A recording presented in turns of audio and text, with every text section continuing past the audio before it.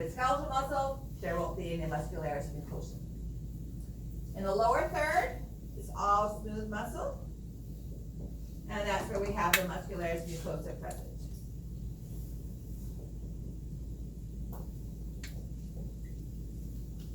Okay? No serosa.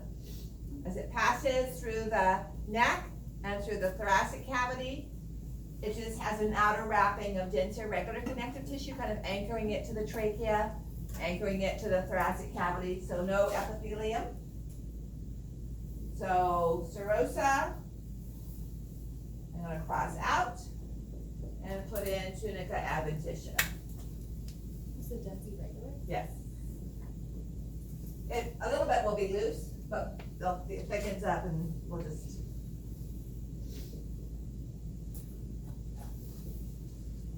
Now about 1.5 inches of the esophagus passes through the diaphragm and before it attaches to the stomach.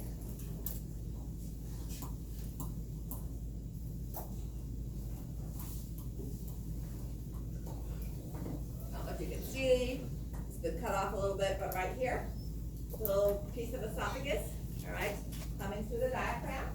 About 1 inch to 1.5 inches long, and that's retroperitoneal. Okay, so only its anterior half has the serosa. The posterior half is stuck up against the diaphragm. So it comes in behind the peritoneum. And just that last most distal portion becomes retroperitoneal and has a little bit of serosa.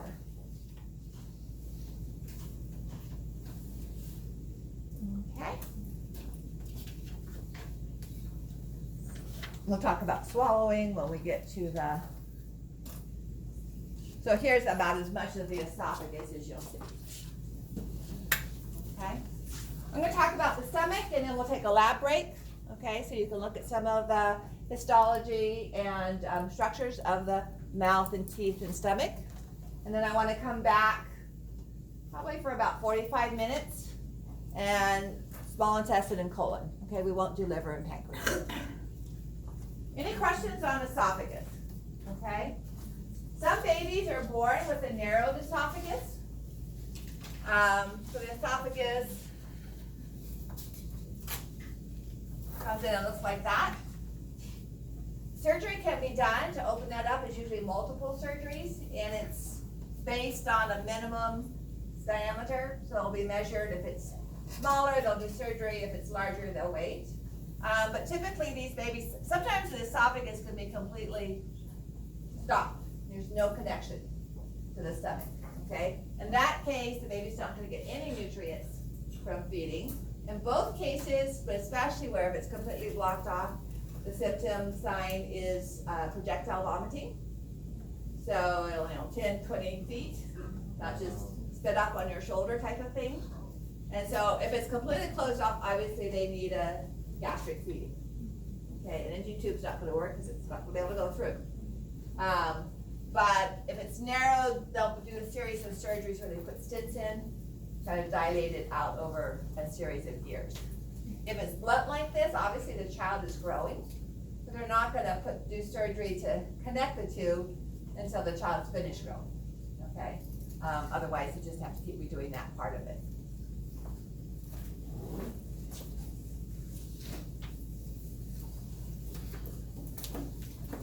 So we do have small containers of small muscles, small stomachs and related pancreas. So when I'm done covering this, you can look at these components here. Five of these.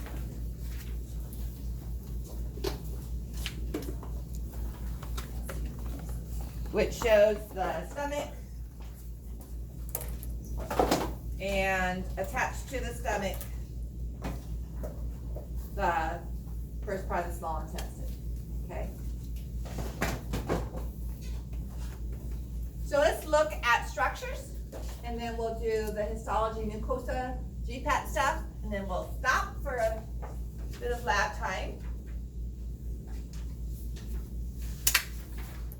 See if I can draw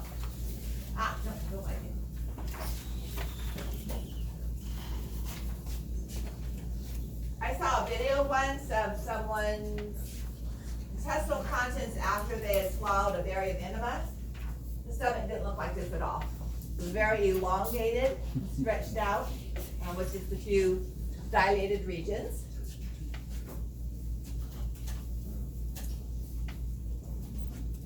So this would be the esophagus within the abdominal cavity. And remember I talked about a sphincter? Our first sphincter was the orbicularis oris. There's another sphincter that I never mentioned that's in the between the esophagus and the pharynx. Okay, so I've mentioned it. All right, but it's kind of part of the gag reflex type of thing. It's there. This one between the esophagus and the stomach is called the cardiac sphincter.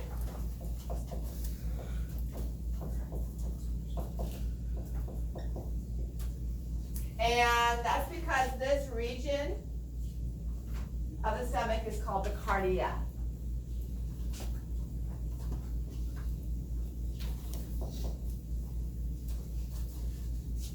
So that's going to dilate as you swallow, okay? And allow food to enter into the stomach. This region is known as the fundus. Now I neglected to mention for the bladder, but the top rounded part of the bladder is also called the fundus. And what other organ have we talked about that has a fundus? Uterus, exactly right. Okay, so the pear-shaped, if you think of the uterus as an upside down pear, that broad rounded area is the fundus. All right, in x-rays, this typically shows up black because of the air that's found in the fundus. The rest of this region, most of it is called the body. And then we have another sphincter here, a much more developed one, that separates it from the small intestine. This region is known as the pylorus, and this sphincter is called the pyloric sphincter.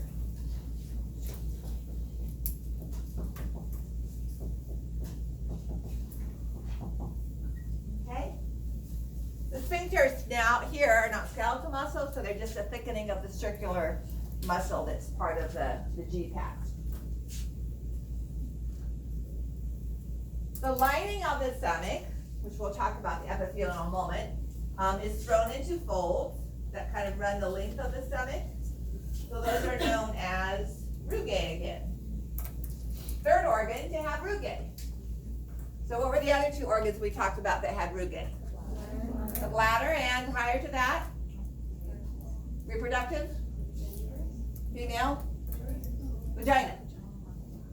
So the vagina rugae were kind of circular around the component. I don't know how helpful it is. We do have a plasticized stomach.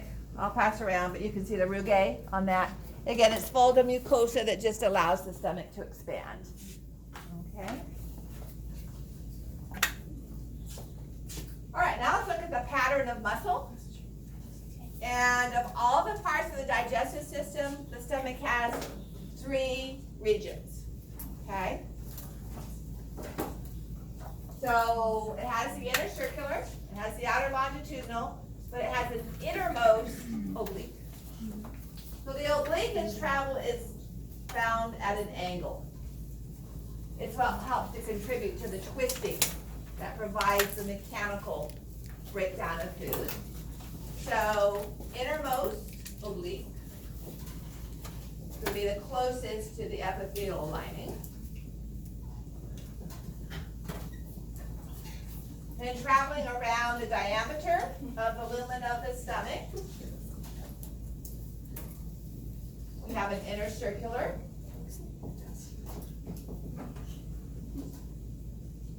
And then finally, traveling, so this would be the innermost oblique, the inner circular, and then traveling the length of the stomach, we have the outer longitudinal.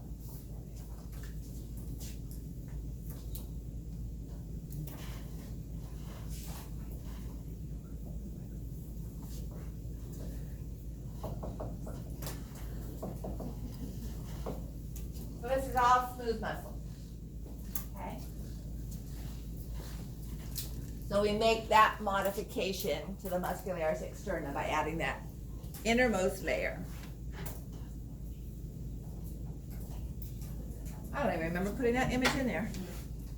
Let's move it up so it's a little more visible.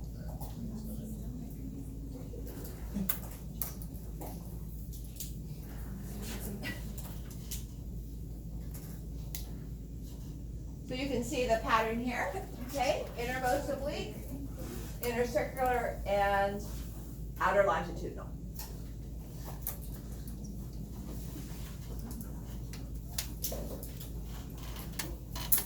So activity of our glands as well as muscle is going to be parasympathetic, and this is vagus. All right, so vagus is going to do the esophagus and follow the digestive tract. It's going to do all of the digestive tract except for the descending colon. Okay, so once we get to the descending colon, that's taken over by the pelvic splanchnic. You don't have to worry about the greater splanchnic. I wasn't specific about that in Bio 430. So just recognize that inhibition is going to be sympathetic. Okay. So parasympathetic to all of these muscles is going to cause them to contract. Parasympathetic to our sphincters is going to cause them to relax. Same as we saw with the bladder, all right? Parasympathetic to the detrusor muscle cause it to contract, but parasympathetic to our internal urethral cause it to relax for micturition or voiding, okay? Same thing here, parasympathetic to the muscles of the wall of the digestive tract are going to cause contraction for peristalsis, but to the sphincters, it's going to cause them to relax so food can move through.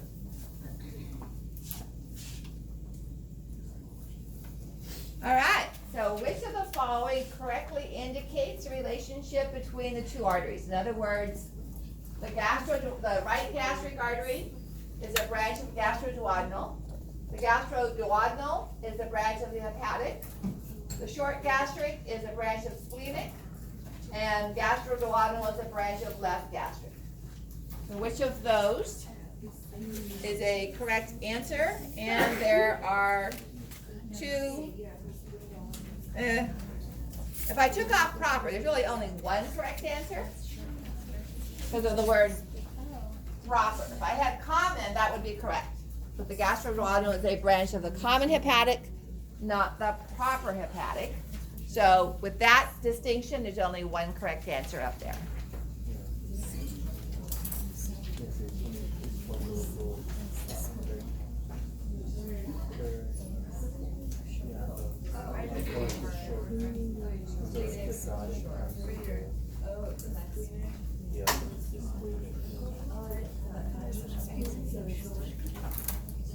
Oh, you're thinking about that? May I erase the board? I heard no contradictory comments.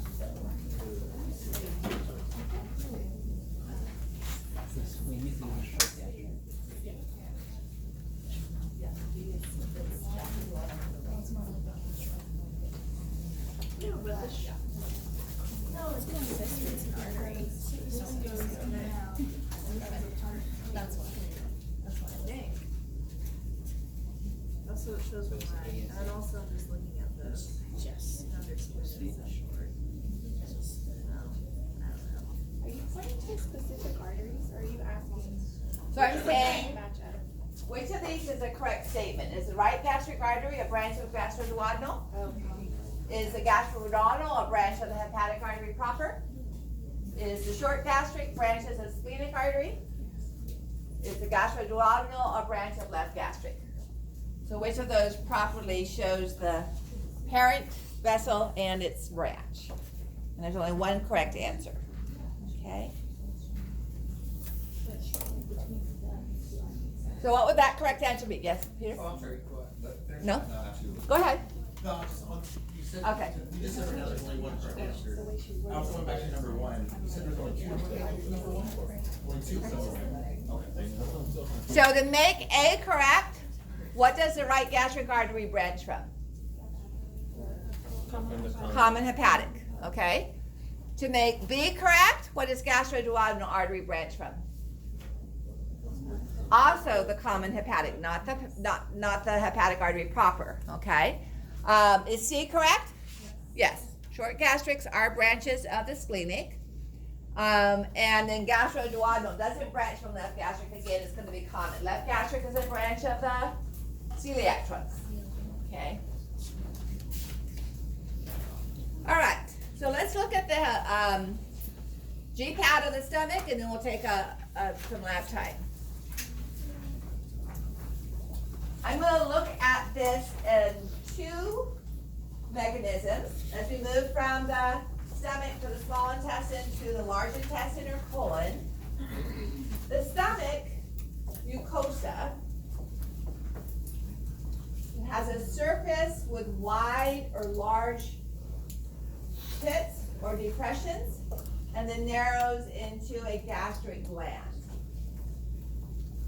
Now, to show this effectively, I have been irresponsible and shown a large amount of connective tissue between the gastric glands. In actuality, these are very close together, and it's hard to see any connective tissue between the glands, all right? When we get to the small intestine, we have surface protrusions, which are the villi. These structures right here that we talked about that contain the lacteals, okay? And then there are the intestinal glands. There are no surface protrusions. We don't need that much surface area for the stomach. So we would have the villus, and then we would have gastric glands. Intestinal glands. Okay? For the colon, or large intestine, it's much simpler. We just have intestinal glands.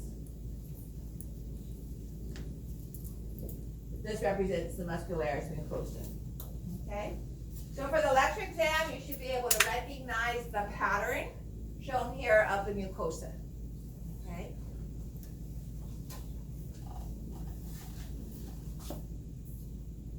So,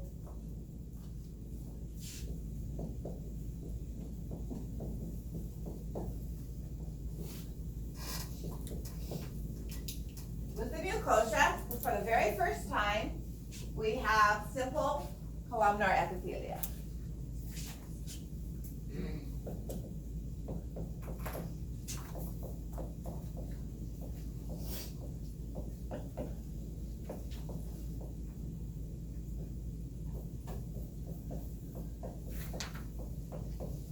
We don't have any goblet cells here, although we do have mucus secreting cells, because they're just not goblet cells. Are they secreting a different type of mucus? It's not. Pardon? Are they secreting a different type of mucus? I haven't read all the biochemistry of the content of that. But it's for protection, not for stickiness. Lose your regular connective tissue.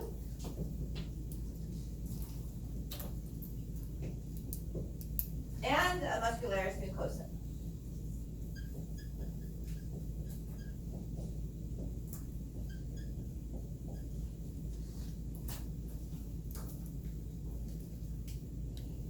So let's spend a little time diagramming that. This view right here shows a good view.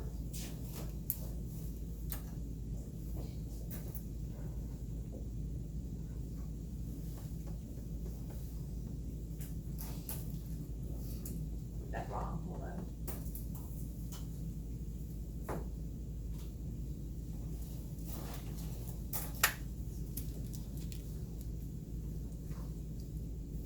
So the cells lining the gastric pit, as well as the upper portion of the gland,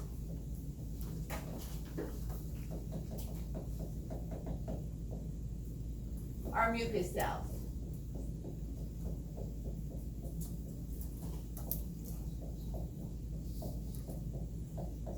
And you can see that that would be very important because of the hydrochloric acid content coming out of the intestinal gland. All right, so you can see these white, those are the mucus secreting cells. Okay?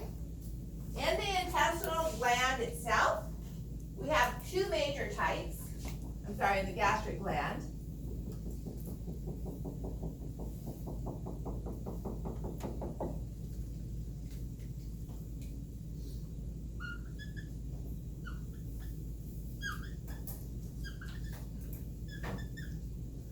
The ones that I've drawn in black are identified as chief cells.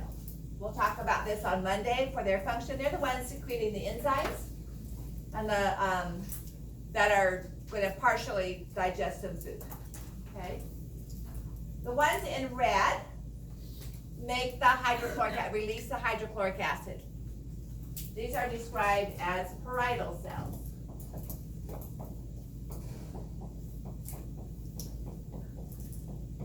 The hydrochloric acid does some digestion, but it also activates some of the enzymes made by the chief cells. And then down at the bottom, we have cells known as gastrin cells or G cells.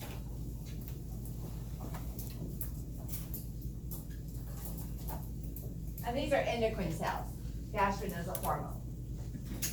Okay. At the base of the gastric gland, we have our muscularis mucosa.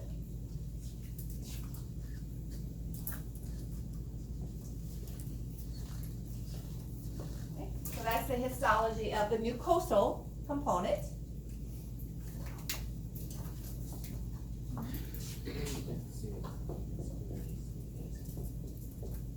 Submucosa is standard. Nothing unique, different, just dense irregular connective tissue.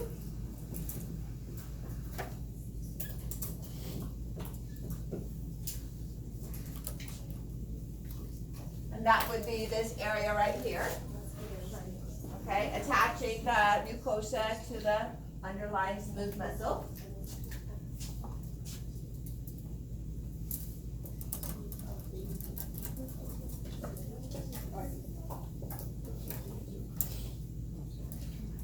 So the uniqueness about the muscularis externa is our 3 layers of muscle that we've already talked about. So we have our innermost oblique,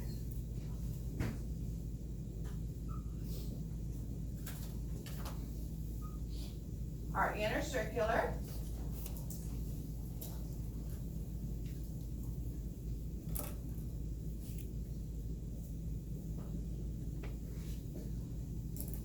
and our outer longitudinal layer. Okay. And then now for the first time, we really do have a serosa, because we have the visceral peritoneum.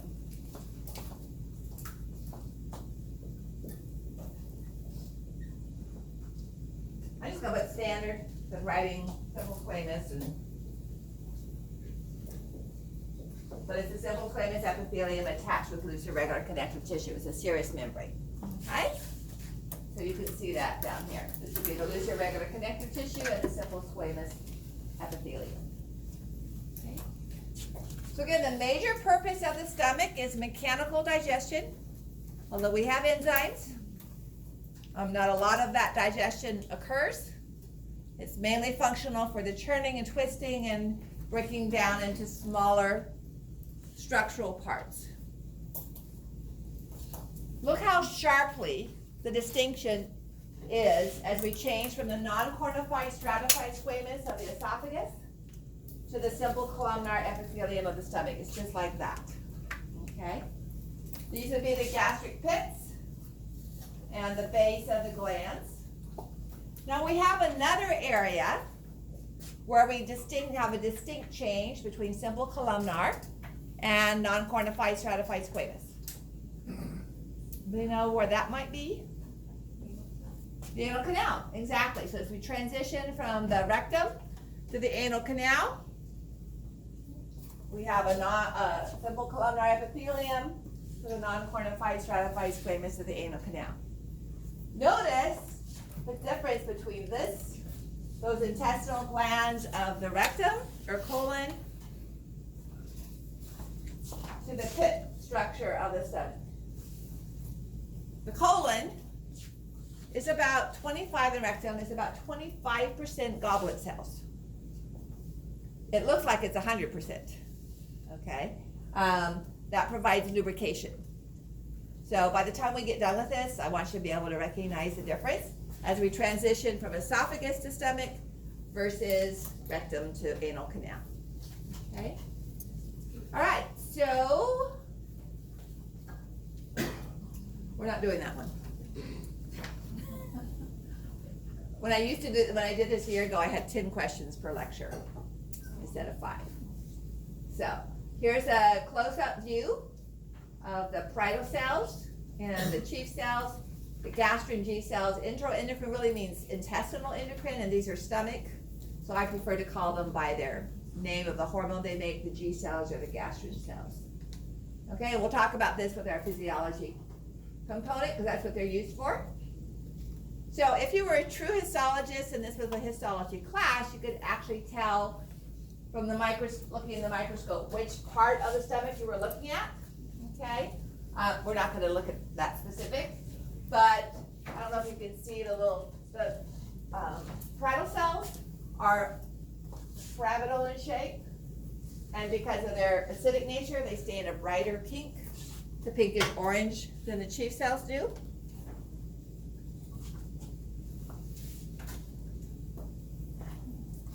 So these cells here, okay?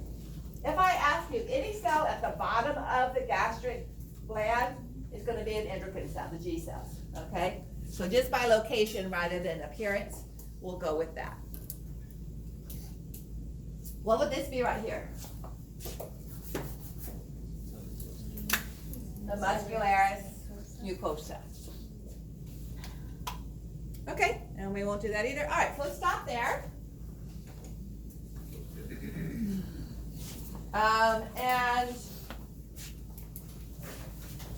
Here is a model of the histology of the stomach. You can look at the blood vessels of the stomach, all right, in those small boxes. So familiarize yourself with the blood supply. Do a review of that.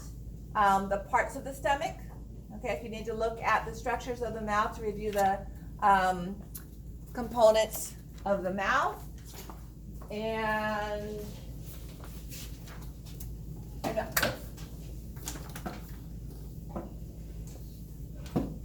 I'm not sure how useful these are. Basically, the way I quiz on or test on the dentition is to show you a photograph of a mouth and mark a tooth. Say, is this a permanent or a primary or secondary type of tooth? Okay.